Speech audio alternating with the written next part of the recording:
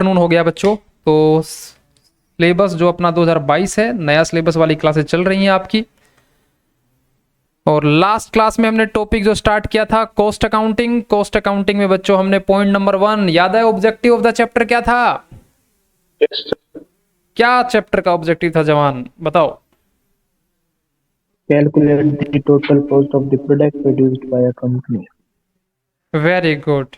Total cost निकालनी है जो भी प्रोडक्ट अपन बना के बेच रहे हैं उसकी। ओके, इसके लिए कंपनी को कितने पार्ट में बांटा जाएगा? 3. 3 पार्ट में बांटा जाएगा। Very good, very good. अच्छा बच्चों, दूसरा बताओ मेरे को, टोटल कॉस्ट को कितने पार्ट में बांटा जाएगा? 3। पहला पार्ट कौन सा था? Fixed cost. फिक्स्ड कॉस्ट का कनेक्शन किसके साथ था? फिक्स्ड कॉस्ट का कनेक्शन किसके साथ था? टाइम के साथ। वेरिएबल का कनेक्शन किसके साथ था?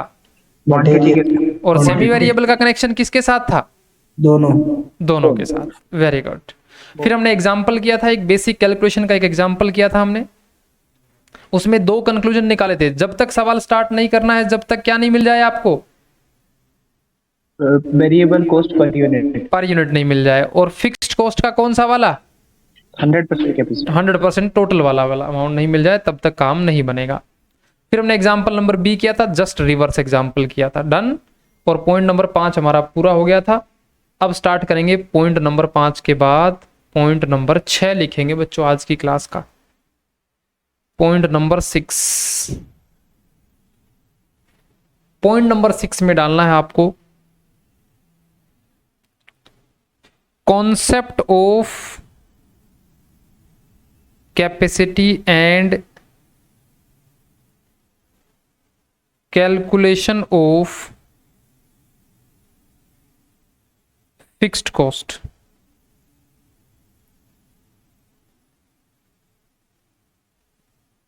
Concept of capacity and calculation of fixed cost. Calculator साथ में रखना। कैलकुलेटर है सबके पास? नहीं है, एक बच्चे के पास है। बाकी बच्चों को गोली मार दूं भाई? कब खून खोलेगा रे तुम्हारा? घर पे पहुंचाने आऊं क्या? कैलकुलेटर खरीदो यार बच्चों। एग्जाम्पल नंबर ए लिखो इसके अंदर।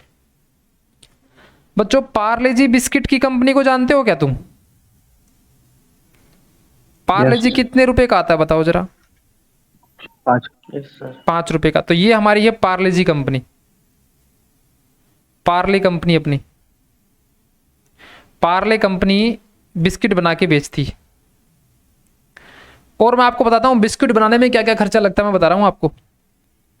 मैंने कहा बच्चों, रॉ मटेरियल 2 रुपए पर यूनिट लगता है एक पैकेट बनाने में।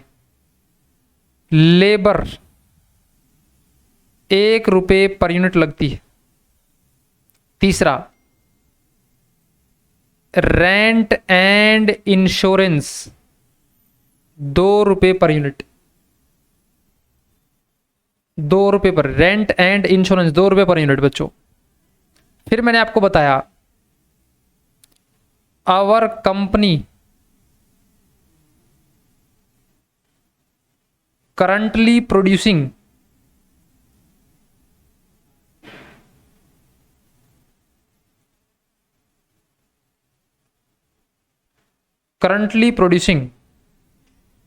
कितना भाई?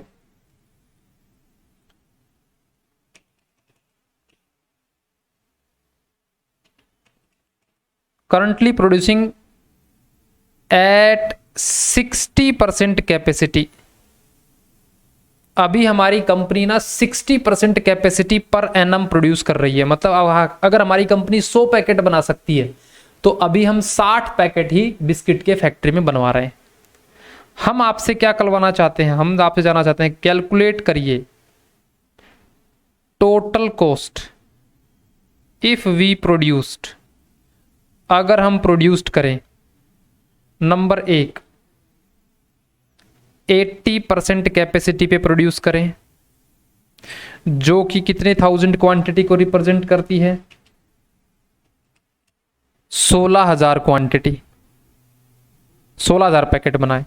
और दूसरा बच्चों, अगर हम बनाए 100% कैपेसिटी तो टोटल कॉस्ट निकालिए। ये हमारा क्वेश्चन है।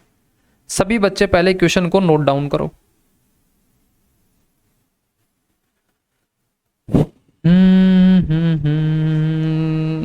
ओके,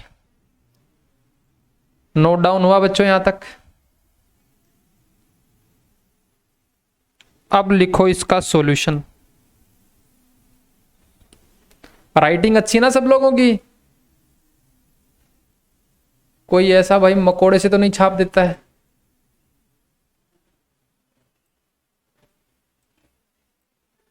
सॉल्यूशन बच्चों, पहले तो मुझे मैथमेटिक्स की कैलकुलेशन करके ये बताओ, हमारी फैक्ट्री, हमारी बिल्डिंग में अगर हम 80% में 16,000 बना पा रहे हैं तो 100% में कितनी क्वांटिटी बना पाएंगे? बता सकते हो क्या?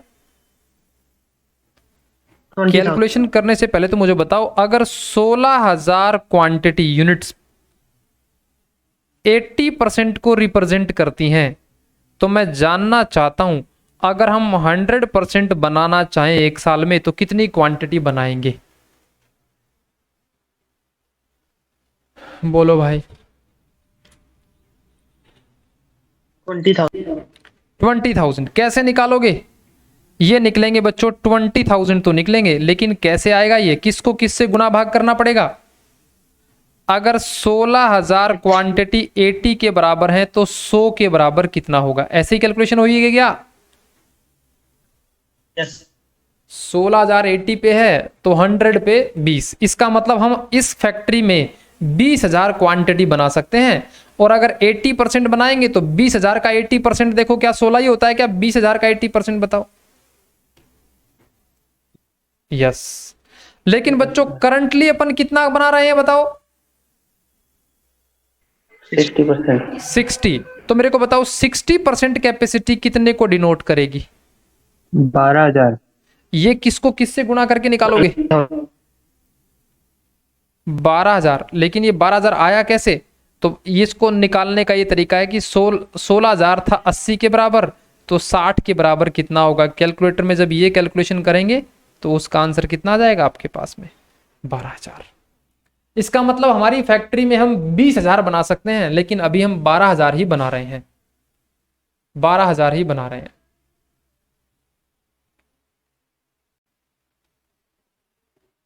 ठीक है, 12,000 बना रहे हैं। अब आ जाओ बच्चों, अब मुझे बताओ रॉ मटेरियल और लेबर का जो खर्चा है वो वेरिएबल कॉस्ट है कि फिक्स्ड कॉस्ट है? Variable. Semi variable. Variable. Very good Parth, only variable है बच्चे। Very good. और बच्चों रेंट और इंश्योरेंस का खर्चा फिक्स्ड खर्चा है। तो हमने कल एक कसम खाई थी क्या कि सवाल को जब तक स्टार्ट नहीं करेंगे जब तक फिक्स्ड कॉस्ट का कौन सा वाला अमाउंट नहीं मिल जाए? 100%। टोटल अमाउंट वाला, टोटल वाला अमाउंट नहीं मिल जाए। यस और नो? तो मेरे को बताओ इस बिल्डिंग का एक साल का किराया कितना है? ये क्वेश्चन ने नहीं दे रखा, कैसे निकालोगे तुम? किसको किससे गुणा भाग करोगे तब रेंट इंश्योरेंस एक साल का निकल जाएगा? तो बताओ बच्चों। तो यहीं पे नीचे लिखना rent and insurance per annum एक साल का 2 रुपए पर यूनिट। मल्टीप्लाई बताओ बच्चों, 16 से मल्टीप्लाई कराओगे कि 20 से कराओगे कि 12 से कराओगे? यहाँ 20 से। ध्यान से बताना है। 12 से सर, 12,000 से। 12 से कराएंगे। क्यों? क्योंकि करंटली पे कितना काम कर रहे हैं अपन? 60% पे। क्योंकि ये जो डेटा है, ये डेटा कितने परसेंट का डेटा है? 60% का डेटा है। यस और नो? तो क्योंकि अभी 60 का डेटा है तो मैं यहाँ पे मल्टीप्लाई कितने से कराऊंगा? इसको 12,000 से मल्टीप्लाई कराऊंगा। तो बच्चों 12,000 से मल्टीप्लाई करेंगे तो पूरे साल का रेंट कितना रुपया आ जाएगा बताओ जरा? 24,000। पूरे साल की फिक्स्ड कॉस्ट आ गई है 24,000 रुपए पर एनम। अब ये सवाल पहले जैसा हो गया है। अब अपने को टोटल कॉस्ट निकालनी है, तो यहां लिखेंगे अपन टोटल कॉस्ट। और टोटल कॉस्ट में बच्चों दो टेबल बना देंगे, एक बार 16,000 क्वांटिटी को बनाने की और एक बार 20,000 क्वांटिटी को बनाने की। और पहली कॉस्ट का नाम होगा फिक्स्ड कॉस्ट। बताओ बच्चों दोनों जगह कितनी कितनी लिखनी पड़ेगी? 24,000। और वेरिएबल कॉस्ट आपको पर यूनिट में पता है, 2 और 1 3 रुपए, तो 16 दूनी 32, Yes, sir. 16 तिया 48,000 रुपए और 20 तिया 60। जरा बताओ क्या ये सवाल मुश्किल था या आसान था? सही है, सही थी। तो जरा आप जोड़ के बता दो जरा ये कितना कितना बैठ रहा है। 24 2 50 20 70 72,000 रुपये आएगा क्या ये?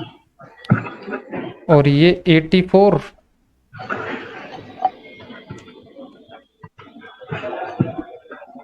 बोलो आंसर आया कि नहीं आया सबका? जब नहीं बोलना हो तो म्यूट रखेंगे, यस। है ना? जब बोलो तो ही अनम्यूट पे टिक मारना है आपको, सर क्योंकि एक क्लास। डाउट। हाँ जी बच्चों बोलो प्रियांशु। सर ये लाइक ये जो आपने पर यूनिट लिया है, ये 20,000 पे क्यों नहीं लिया आपने? 20,000 पे क्यों नहीं लिया?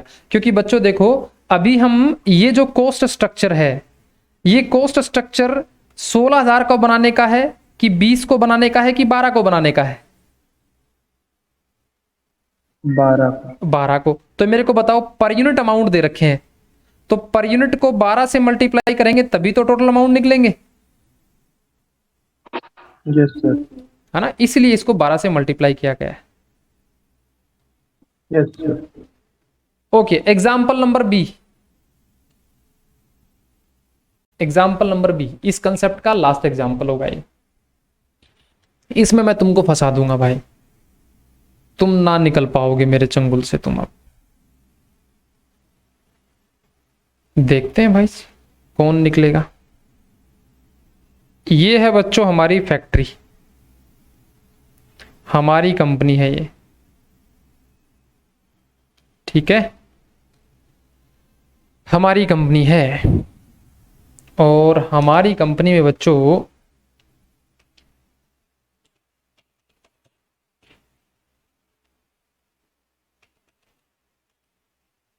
मैं आपको बता रहा हूं रॉ मटेरियल एंड लेबर।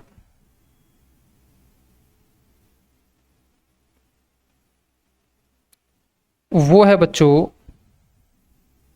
3 रुपए पर यूनिट,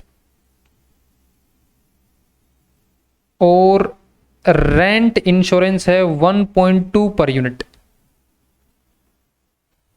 ठीक है? फिर मैंने आपको कहा कैलकुलेट करिए टोटल कॉस्ट, कैलकुलेट करिए टोटल कॉस्ट।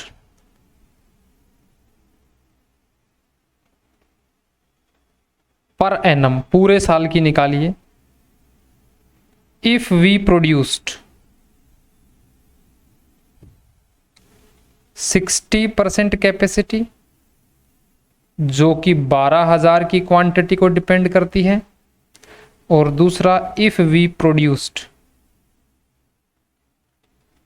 80% कैपेसिटी, और तीसरा लिखिए इफ वी प्रोड्यूस्ड 100% कैपेसिटी। आपको टोटल कॉस्ट पर एनम निकालनी है, 100% कैपेसिटी।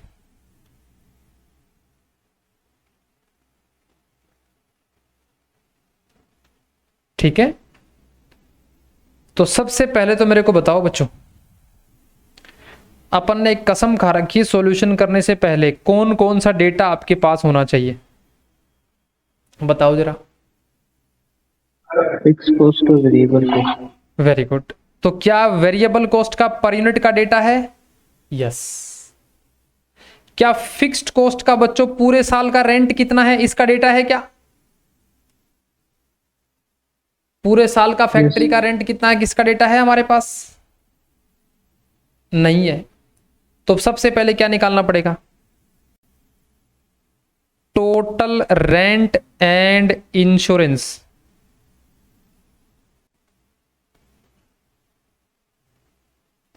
Per annum. तो बताओ बच्चों 1.2 को मल्टीप्लाई कितने से कराओगे? 60 मतलब 12,000 से कराओगे मल्टीप्लाई, या 80% वाले से करवाओगे, या 100% वाले से कराओगे? 12,000। 12 से कराओगे? नहीं बच्चे, इसमें और पिछले एग्जाम्पल में क्या फर्क था? पिछले वाले एग्जाम्पल में आपको क्वेश्चन ने बता रखा था कि हम करंटली कितने पे काम कर रहे हैं अभी तक? 60 पे। मतलब ये जो डेटा था ये कितने का था? 60 बनवाने का था। अब मेरे को बताओ, अब क्या इस क्वेश्चन में ऐसा लिखा गया है क्या कि ये जो डेटा है ये 60 बनवाने का है? क्या क्वेश्चन में ऐसा लिखा गया? बोलो। नो सर, नहीं लिखा गया। तो क्या हम अपने मन से मान लें क्या कि ये डेटा 60 का होगा, या मन से ये मान लें क्या 80 का होगा, या मन से ये मान लें 100 का होगा? मतलब मानना तो पड़ेगा हमको कौन से का होगा। बताओ इन तीनों में से कौन से का अज्यूम करें कि ये जो डेटा है ये कितने लेवल ऑफ एक्टिविटी का है? 100 का। Very good. जब भी क्वेश्चन में डेटा नहीं बताया जाए कि ये डेटा कितने लेवल ऑफ एक्टिविटी का है, तो बाय डिफॉल्ट हम कौन से वाले लेवल ऑफ एक्टिविटी का मानेंगे? 100% वाली का मानेंगे। ठीक है, ऐसा क्यों? मैं नीचे रीजन लिखवाता हूं। पहले तो एक बार कैलकुलेशन करिएगा, इसको मल्टीप्लाई करिएगा 20,000 क्वांटिटी से, है ना, और ये आ जाएगा बच्चों आपका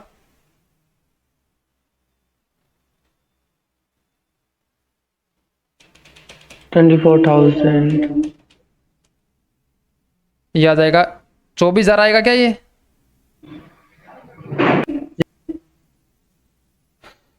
ठीक है, और इसी का रीजन लिखेगा नीचे।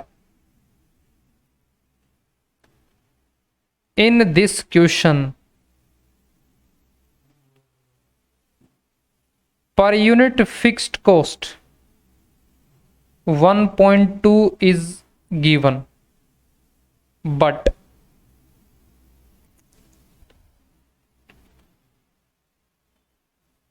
current working capacity is not given. Then we will assume that our current working capacity is 100%, that is 20,000 quantity, that is 20,000 quantity. अब टोटल कॉस्ट निकाल पाएंगे हम। पहले हम निकालेंगे 12,000 की, फिर 16,000 बनाने की, और फिर 20,000 बनाने की। तो पहली फिक्स्ड कॉस्ट 24 ही रहेगी हर जगह, और दूसरी वेरिएबल कॉस्ट @3, तो 12 तिया 36,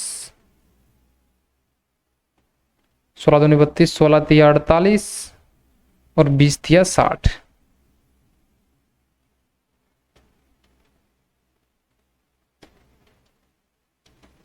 तो टोटल कॉस्ट आ जाएगी बच्चों यहाँ पे 30 और 30 60,000, 72,000 और 84,000। क्या ये बात समझ में आती सबको? सर ये पॉइंट एक्सप्लेन कर दीजिए। हाँ जी बच्चों, एक बार लिख लो, फिर मैं एक दूसरा एग्जाम्पल देकर एक्सप्लेन करता हूं, फिर अपने आप समझ में आ जाएगा।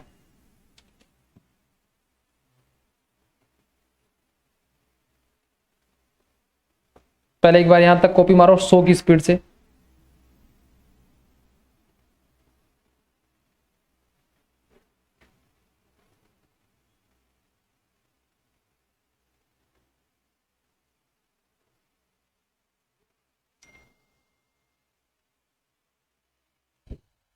Yes sir. ओके, जिन बच्चों को ये पॉइंट समझ में नहीं आया, एक एग्जाम्पल और दे रहा हूं, और बड़े तरीके से जवाब देना। कॉमन सेंस लगा के जवाब देना, ठीक है। ये पॉइंट अपने आप समझ में आ जाएगा। अब ये भी ना बच्चों, देखो हमारे घर ना दिवाली थी, ठीक है। दिवाली में ना हमने घर में बढ़िया बढ़िया पकवान बनाए थे। आपको बताऊं क्या मैं हमारे घर में क्या क्या बना था? हमारे घर में बनी थी खीर बनी थी भाई बच्चों, क्योंकि हमारे यहाँ पे गाय भैंसे हैं तो ताज़ा दूध लाए हम और हमने खीर बनाई बच्चों। हमारे घर में 500 ग्राम खीर बनाई हमने, ठीक है। अच्छा बच्चों, मैं आपको ये बता रहा हूं कि हम ना घर के अंदर टोटल ना 4 पर्सन है हमारे घर के अंदर। हम 4 ही लोग हैं हमारे घर में, मम्मी पापा मैं और मेरी पत्नी, ठीक है। तो आप बता सकते हो क्या कि एक कटोरी में कितने ग्राम खीर आएगी? 125।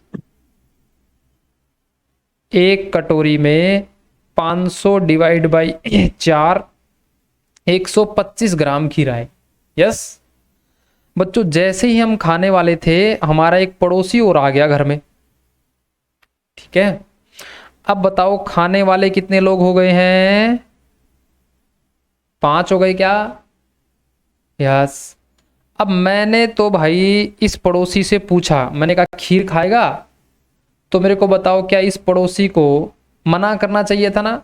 हमको घरों में यही तो सिखाया जाता है कि दूसरे के घर पे जाओ, अगला कुछ ऑफर करे तो मना करना चाहिए। आप भी करते ही होंगे मना मेरे को, लेकिन इस मेरे पड़ोसी ने पहले से पता था इसको मना कर देंगे तो ये खीर देंगे नहीं, इसलिए इसने क्या किया बच्चों, मना नहीं किया। मेरे को बताओ अभी भी खीर घर में कितनी है? 500 ग्राम। 500 ग्राम। अब खाने वाले कितने लोग हो गए? 5। तो एक जने के कितनी खीर पाती आएगी? 100। ठीक है। अब मेरे को बताओ बच्चों, अगर मैं इसी सवाल को उल्टा कर दूं, मैं कहूं हमारे घर में हमने खीर बनाई, एक आदमी के हिस्से में 125 ग्राम खीर आई, तो बताओ हमारे घर में टोटल खीर कितनी बनी थी? तो मेरे को बताओ 125 को मल्टीप्लाई 5 से करोगे या मल्टीप्लाई 4 से करोगे? 4 से। मल्टीप्लाई 4 से करोगे ना इसको, यस और नो? तो हमारे घर में कितनी खीर बनी? 500 ग्राम। तो मेरे को बताओ, आपने जैसे ये बोला ना कि 4 से मल्टीप्लाई करेंगे, इसका मतलब आपने क्या माना? आपने ये अज्यूम किया कि 125 ग्राम खीर घर के 100% मेंबर ने खाई होगी, और 100% मेंबर घर में कितने होते हैं? 4। तो इसका मतलब क्या मैं इसी बात को कैसे बोल दूं कि 500 रुपए का खर्चा है, ये फिक्स्ड कॉस्ट हो गई एक तरह की। अगर खाने वाले 4 हैं तो एक के हिस्से में 125, खाने वाले 5 हैं तो एक के हिस्से में 100। तो या तो क्वेश्चन बताए करंट एक्टिविटी लेवल 5 है कि 4 है। बच्चों अगर क्वेश्चन कुछ नहीं बताए कि करंट एक्टिविटी लेवल 5 है कि 4 है, तो बाय डिफॉल्ट कितना मानोगे आप? बोलो। 4। बाय डिफॉल्ट यही तो मानेंगे घर में। क्या बाय डिफॉल्ट ये मान सकते हैं क्या कि पड़ोसी भी आ गया होगा और 5 लोगों ने मिलकर 125-25 ग्राम खीर खाई होगी? तो क्या इतनी खीर बनी थी घर में? No sir. नहीं। तो बताओ, in the absence of information, if per unit amount of fixed cost given in the question, then this per unit amount will be calculated for 100% capacity level. तो बच्चों क्या हमने यही बात यहां पे लिखी है क्या कि इस क्वेश्चन में per unit fixed cost 1.2 given है, लेकिन घर में कितने लोग थे ये बताया नहीं। But current working capacity is not given, बताया नहीं। तो then we will assume that our current working capacity कितनी होगी? 100%। और 100% बोले तो कितनी क्वांटिटी होंगी? 20,000। तो मेरे को बताओ 1.2 को 20,000 से ही मल्टीप्लाई करके निकाला ना अपन ने, खीर घर में कितनी बनी होगी? 24,000 खीर बनी होगी हमारे घर में। क्या अब ये समझ में आई बातचीत? Yes sir. ओके बच्चों, तो ये था कंसेप्ट ऑफ कैपेसिटी।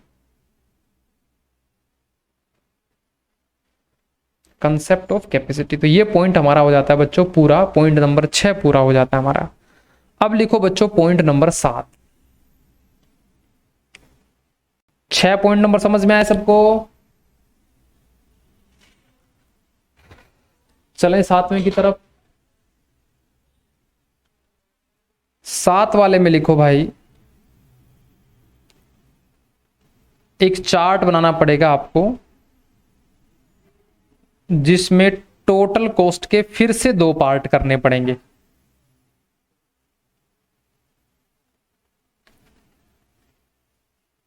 और इसके बीच में लिखो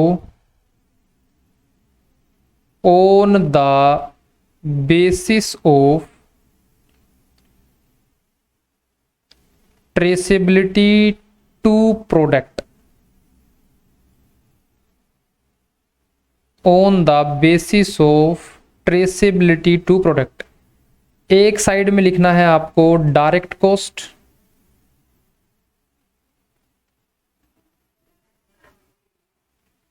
एक साइड में लिखना है इनडायरेक्ट कॉस्ट। एक साइड में लिखना है बच्चों डायरेक्ट कॉस्ट, एक साइड में लिखना है इनडायरेक्ट कॉस्ट।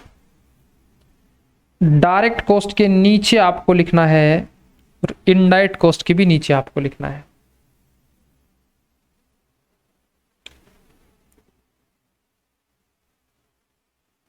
एक लाइन हिंदी में लिख लेना यहां पे।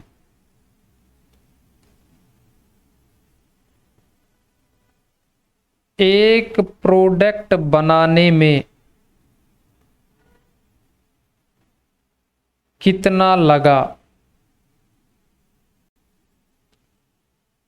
इसका पता आसानी से लग जाए। हिंदी मीडियम वाले बच्चे हैं क्या कुछ आप में से? हिंदी वाले हैं बच्चे? हिंदी समझ तो जाते होंगे ना आप लोग हिंदी? और सारे ही अंग्रेज आए हुए हैं। नहीं सर, आ जाती समझ। आ जाती है तो हिंदी में लिख लेना बच्चे ये बात, ठीक है ना? एक प्रोडक्ट बनाने में कितना लगा, इसका पता आसानी से लग जाए। और इसी के नीचे एक वर्ड इंग्लिश में भी लिखना, the cost easily identified,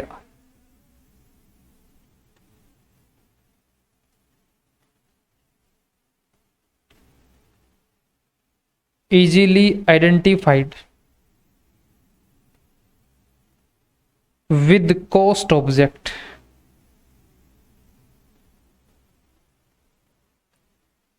indirect cost में लिखना बच्चों एक प्रोडक्ट बनाने में कितना लगा,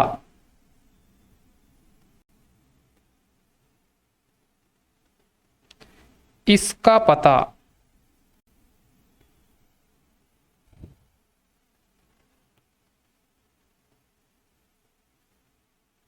कुछ कैलकुलेशन करके एस्टिमेट किया जाए। कुछ कैलकुलेशन करके एस्टिमेट किया जाए। एक लाइन इंग्लिश में लिखना, the coast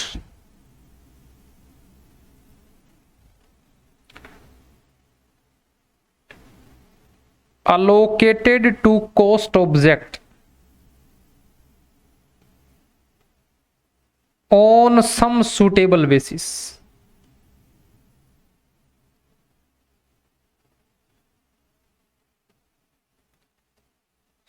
suitable basis, on some suitable basis। आइए बच्चों इस बात को कॉस्टिंग की भाषा में समझते हैं। चैप्टर का ऑब्जेक्टिव तो याद है ना तुमको? भूल गए लगता है। How to calculate total cost of product? Very good Soni ji, बहुत बढ़िया। कि हमारी कंपनी जो भी प्रोडक्ट बनाएगी वो कस्टमर को बेचेगी तो कितने रुपए लेगी, टोटल कॉस्ट निकालनी है प्रोडक्ट बनाने की। That's it. अब मैं आपसे छोटे छोटे सवाल पूछूंगा, आपको बताना है समस्या का समाधान। क्या सवाल पूछेंगे सर? बताओ बच्चों, अगर हम एडिडास कंपनी है और हम टी शर्ट बना के बेचना चाहते हैं, टी शर्ट बना के बेचना चाहते हैं, वैसे टी शर्ट तो अलग होती है, मतलब मैंने जो डिजाइन बनाई है इतनी अच्छी तो नहीं होती एक्चुअल वाली, मैंने अच्छी डिजाइन बनाई है, ये मनीष मल्होत्रा से डिजाइन करवाई है। मेरे को बताओ बच्चों, इस टी शर्ट को बनाने में जो कपड़ा लगा है, क्या इस कपड़े का पता लगाया जा सकता है कि एक टी शर्ट बनाने में कितना कपड़ा लगेगा? इस बात का पता लगाया जा सकता है क्या इजीली तरीके से? हाँ सर। Yes yes sir. तो क्या मैं इसका नाम डायरेक्ट मटेरियल रख दूं, क्योंकि ये डायरेक्ट कॉस्ट है। डायरेक्ट कॉस्ट मतलब एक क्वांटिटी बनाने में कितना लगा, इसका पता बड़ा आसानी से लग जाए। आसानी से कैसे लगेगा? मार्केट में देख लो क्या भाव कपड़ा खरीद के लाए, 1 मीटर का कपड़ा आया मान लीजिए 200 रुपए का, और इस शर्ट को बनाने में 2 मीटर कपड़ा लगा, तो बताओ बच्चों डायरेक्ट मटेरियल कितना लगा? 400। यस और नो? फिर बच्चों इस कपड़े को सीलने के लिए, मैंने इस टी शर्ट को सीलने के लिए एक टेलर को बिठाया, टेलर को मैं पैसा देता हूं, एक शर्ट बनवाने के टेलर को मैं 500 रुपए देता हूं बच्चों। तो मेरे को बताओ ये जो 500 रुपए हैं जो मैंने टेलर को दिए हैं बच्चे एक शर्ट बनवाने के, इसका नाम डायरेक्ट लेबर रख दूं क्या 500 रुपए? यस और नो? Yes sir. आगे बढ़ो बच्चों। बच्चों जिस मशीन में सिलाई की गई उस मशीन के अंदर ऑयल ग्रीस लगा ही होगा ना? मेरे को बताओ जिस मशीन में सिलाई की गई उस मशीन में ऑयल ग्रीस लगा, तो क्या मुझे बता सकते हो एक शर्ट बनाने में मशीन में कितना ऑयल ग्रीस लगा? इसका पता आसानी से लग सकता है क्या? नहीं, इसका पता इतनी आसानी से नहीं लग सकता जितनी आसानी से ये कपड़े का पता लग गया, ये लेबर का पता लग गया, इतनी आसानी से पता नहीं लग सकता। तो मैंने कहा ये ऑयल ग्रीस है तो मटेरियली, तो क्या मैं इसका नाम बच्चों इनडायरेक्ट मटेरियल रख दूं? और ये कैसे पता करूंगा? ये पता करूंगा कि एक महीने में मैंने मशीन में कितना ऑयल डाला। मान लीजिए मैंने 500 रुपए का ऑयल डाला और एक महीने में मैंने क्वांटिटी बनाई बच्चों 200 टी शर्ट बनाई, तो एक क्वांटिटी का ऑयल क्या 2.5 रुपये आ गया क्या? है ना, 2.5 रुपये आ गया। तो ये 2.5 रुपये मुझे कुछ कैलकुलेशन करके निकालने पड़े, अलोकेट करने पड़े मुझे, तो इसका नाम हो गया इनडायरेक्ट मटेरियल। ओके बच्चों ये शर्ट बनवाने में मेरे को बताओ बच्चों, ये शर्ट बनवाने में यहां जो साफ सफाई वाला बंदा भी रख रखा हमने अपनी फैक्ट्री के अंदर, वो सारे दिन यहाँ पे बिल्कुल तरीके की साफ सफाई रखता है, उसको मैं सैलरी देता हूं बच्चों 2000 रुपये पर मंथ सैलरी देता हूं। मुझे बताओ एक टी शर्ट बनवाते हैं तो साफ सफाई वाले को कितने रुपए की सैलरी देंगे? क्या इसका कोई डायरेक्ट कनेक्शन है क्या? नहीं है, साफ सफाई वाले का डायरेक्ट कनेक्शन नहीं है, लेकिन है तो बच्चों मैन्युफैक्चरिंग की कॉस्ट ही 2000 रुपए साफ सफाई की। तो क्या ये एक शर्ट बनाने में कितने रुपए की साफ सफाई करानी पड़ी ये पता नहीं लगाया जा सकता। तो बच्चों ये आदमी तो मेरा ही है, तो इसको इनडायरेक्ट लेबर का नाम दे दूं क्या कि 2000 रुपए की सैलरी है और पूरे महीने में मान लीजिए मैं 1000 शर्ट्स बनवा लेता हूं, तो एक की सैलरी कितनी आ गई बच्चों? 2 रुपए। ये अलोकेट करनी पड़ी है। यस और नो? फिर बताओ बच्चों, यस सर। फिर बताओ अरे मेरे को, अरे मेरे लाल, अरे मेरे काले, अरे मेरे पीले, बताओ मेरे को इसी शर्ट को बनवाने में इसका डिजाइन चार्जेस बहुत ज्यादा था, मतलब इसका डिजाइन बनवाना ना, यूनिक डिजाइन बनवाना था, इसलिए मैंने एक आदमी बाहर से बुलाया स्पेशल इसी शर्ट के लिए बुलवाया बच्चों, और उस आदमी को मैंने 100 रुपए दिए। मेरे को बताओ ये 100 रुपए क्या इसी शर्ट को बनवाने के हैं क्या? इसी शर्ट का डिजाइन बनवाने के लिए हैं क्या? यस। तो बच्चों ये जो बाहर से आदमी आया ये मेरा वर्कर तो था नहीं, तो मैं लेबर तो बोलूंगा नहीं, तो क्या मैं इसका नाम डायरेक्ट एक्सपेंस बोल सकता हूं क्या? 100 रुपए इसी कस्टमर का, इसी शर्ट को बनवाने में एक बाहर से आदमी बुलाना पड़ा, वो मेरा एम्प्लॉय नहीं था, इसलिए डायरेक्ट लेबर नहीं कह सकता, इसलिए मैं उसका नाम रख दिया मैंने डायरेक्ट एक्सपेंस, 100 रुपए। और तो और बच्चे, मैं यहां पे बिजली का बिल आता है, रिपेयर मेंटेनेंस का बिल आता है मेरा यहाँ पे, है ना, इंटरनेट का खर्चे का भी बिल आता है यहाँ पे बनवाने में, मेरे को बताओ क्या उन सब का नाम इनडायरेक्ट एक्सपेंस रख दूं क्या? Yes sir. समझ में आई बात? अब इसका मतलब हो गया कि एक पेन बनाने में, एक कार बनाने में, एक शर्ट बनाने में, एक फर्नीचर बनाने में डायरेक्ट कॉस्ट भी होती है, जो ये पता लगाई जा सके कि एक को बनाने में कितना आया, और कुछ बिजनेस के अन्य खर्चे भी हो सकते हैं जो ये पता लगाने के लिए कुछ कैलकुलेशन करनी पड़ती हैं कि एक पेन, एक कार, एक शर्ट, एक फर्नीचर बनाने में कितना लगा, वो जो कुछ कैलकुलेशन करके निकालना पड़ता है वो है इनडायरेक्ट कॉस्ट, और जो सीधे पता लग जाए वो है अपनी कौन सी कॉस्ट? Direct cost. अब सब बच्चे इसी बात को वापस इसी चार्ट में आ जाएंगे, ये डिस्कशन हमारी पूरी हो गई।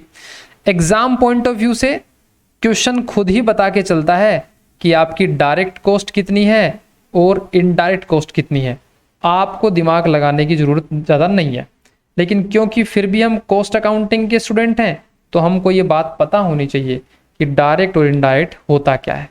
तो डायरेक्ट का मतलब जो खर्चा डायरेक्टली ट्रेसेबल है, इजीली पता लग रहा है कि एक को बनाने में कितना लगा, वो डायरेक्ट कॉस्ट। और जो लगा तो है लेकिन ये नहीं पता लग रहा डायरेक्टली कि एक को बनाने में कितना लगा, वो कौन सा खर्चा हो जाएगा बच्चों? Indirect cost. समझ में आई बात? अब आप लिखेंगे, नेक्स्ट पॉइंट लिखेंगे बच्चे, कंक्लूजन। पॉइंट नंबर कुछ नहीं है, सिर्फ कंक्लूजन है, conclusion up to 7 point, conclusion up to 7 point. जो हमने 7 पॉइंट पढ़े हैं, इन सातों का कंक्लूजन, मतलब ये सातों पॉइंट एक ही पेज पे लिख देंगे अपन, एक ही पेज पे भी क्या, आधे पेज में लिख देंगे अपन वापस से सारे के सारे। ठीक है, आइए जनाब, चैप्टर का ऑब्जेक्टिव था बच्चों क्या निकालना? Total cost. ठीक है, टोटल कॉस्ट के हमने 3 पार्ट करे। पहले पार्ट का नाम रखा हमने मटेरियल, दूसरे पार्ट का नाम लेबर, तीसरे पार्ट का नाम एक्सपेंस। फिर मटेरियल के 2 पार्ट करे, direct indirect, direct indirect, direct indirect. Chapter का ऑब्जेक्टिव टोटल कॉस्ट पता करना। टोटल कॉस्ट के 2 टाइप हैं, डायरेक्ट इनडायरेक्ट। फिर मैंने यहां पे लगाई लाइन, एक लाइन लगा के मैंने लिखा डायरेक्ट मटेरियल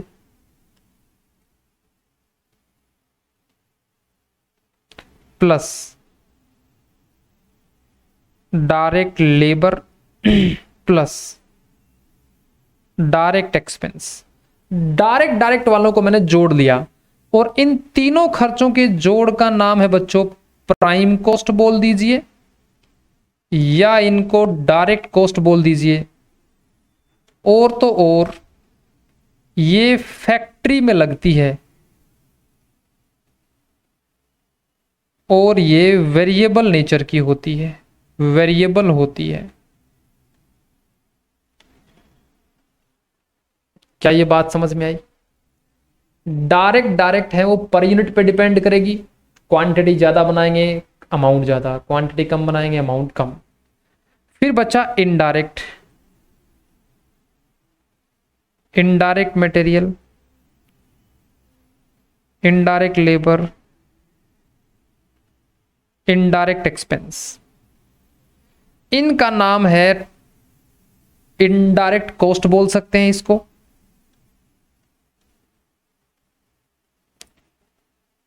और इसका दूसरा नाम है ओवरहेड्स। 2 नाम है इसके, इनडायरेक्ट कॉस्ट बोल दीजिए या ओवरहेड्स बोल दीजिए। ये 3 जगह खर्च हो सकते हैं, ये फैक्ट्री के भी हो सकते हैं तो फैक्ट्री ओवरहेड्स बोलेंगे।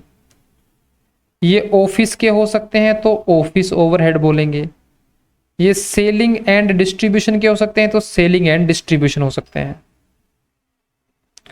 और तो और ये वेरिएबल भी हो सकते हैं, ये फिक्स्ड कॉस्ट भी हो सकती हैं, ये सेमी वेरिएबल भी हो सकते हैं,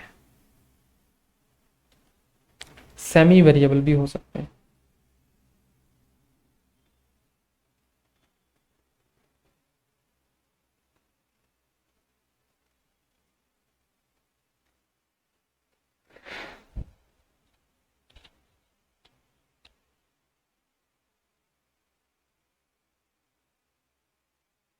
सर ये ऑफिस के नीचे क्या लिख रहा है? ऑफिस के नीचे selling and distribution, SD, selling and distribution.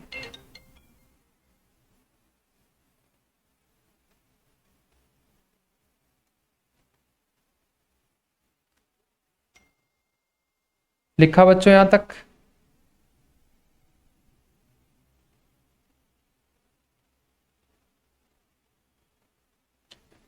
तो क्या अभी तक हमने इतना ही तो पढ़ा है?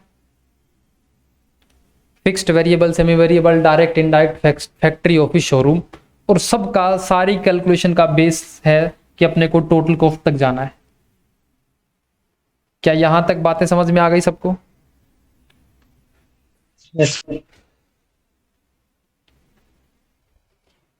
अब कल हम क्या पढ़ेंगे आपके साथ? कल हम पढ़ेंगे बच्चों इस पूरे तामझाम को, इस पूरी टोटल कॉस्ट को एक फॉर्मेट के अंदर जोड़ना, पूरे को फॉर्मेट के अंदर जोड़ना, एक स्पेसिफिक फॉर्मेट। जैसे ट्रेडिंग P&L बनाने का फॉर्मेट पढ़ के आए ना आप लोग, वैसे ही एक फॉर्मेट बनाएंगे यहां पे अपन, उस फॉर्मेट में सारी डेटा लिखेंगे। तो पॉइंट नंबर 8 हम कल पढ़ेंगे। आज के लिए अपन इतना ही रखते हैं। अभी 2-5 मिनट में आपकी लो की क्लास स्टार्ट हो जाएगी। हो गया बच्चों? Thank you.